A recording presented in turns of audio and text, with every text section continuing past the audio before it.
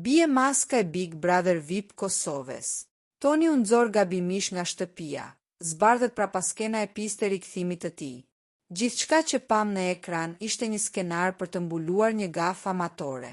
Një foto e shkrepur në prapasken po trondi themelet e Big Brother VIP Kosova, duke zbuluar se eliminimi i Tonit nuk ishte as mision dhe as surprizë, por një lëshim që doli jashtë kontrolli.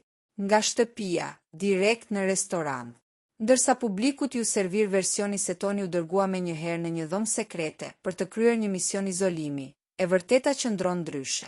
Një dëshmi vizuale e pakontestueshme tregon Tonin të ulur në një restorant, duke shijuar darkën me familjarët dhe miqtë e tij. Kjo foto vërteton se banori ishte fizikisht jashtë shtëpisë dhe jashtë kontrollit të produksionit, duke thyer rregullin bazë të formatit. Sipas burimeve brenda produksionit, i gjithë ky kaos nisi nga një lapsus i moderatores Jonida Vokshi.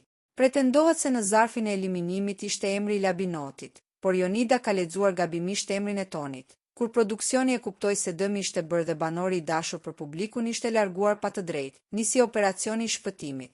Kthehu në lojë. Dëshmit sugjerojnë se Toni u kontaktua me urgjencë, ndërsa ishte duke ngrënë darkë. Ati ju komunikua gabimi dhe ju kërkua të rikthehej në lojë menjëherë. Për të mbuluar këtë skandal para publikut, u shpik misioni i izolimit dhe dhoma sekrete, duke tentuar ta shisnin gabimin si një element surprizë të lojës. Kjo dëshmi vizuale hedh poshtë çdo alibi të vëllait të madh.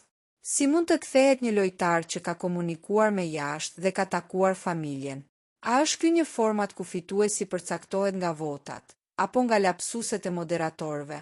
Se u tentua të mashtrojë publiku me një dhomë izolimi që nuk ekzistonte në ato momente.